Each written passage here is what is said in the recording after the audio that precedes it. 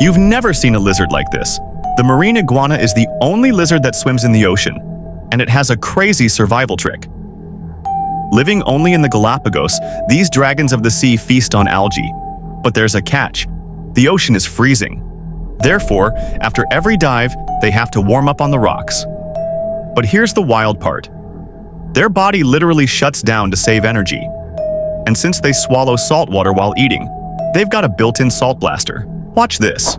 But the craziest part? When food is scarce, their bones actually shrink to keep them alive. That's right, these guys can get smaller to survive. Nature is insane.